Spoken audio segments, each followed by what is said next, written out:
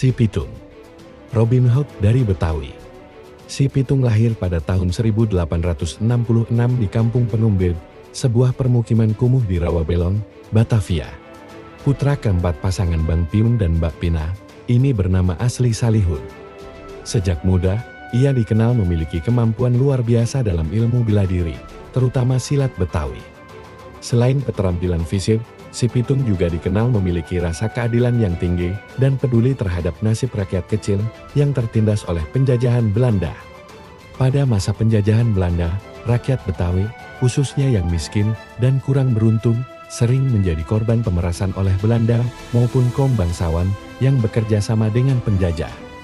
Si Pitung, yang memiliki kemampuan bela diri dan keterampilan dalam bersembunyi, mulai melakukan perlawanan dengan cara merampok hartawan yang bekerja sama dengan Belanda dan kemudian membagikan hasil rampokannya kepada rakyat miskin.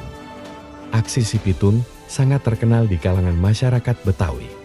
Ia menjadi simbol perlawanan terhadap penjajahan Belanda. Meskipun demikian, cerita tentang si Pitung lebih banyak diselimuti oleh legenda.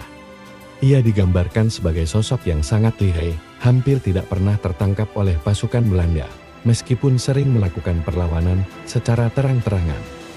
Si Pitung sering beraksi dengan cara merampok gudang-gudang atau rumah-rumah pejabat yang dekat dengan penjajah, dan kemudian membagikan hasil rampokannya kepada orang-orang yang membutuhkan, terutama masyarakat Betawi yang tertindas.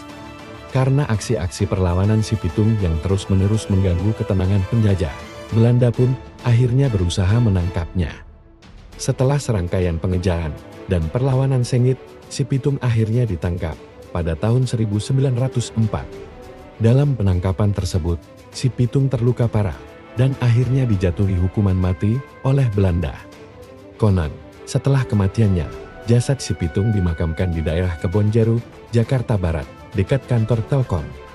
Ada yang mengatakan makam si Pitung di daerah Tapos, Depok.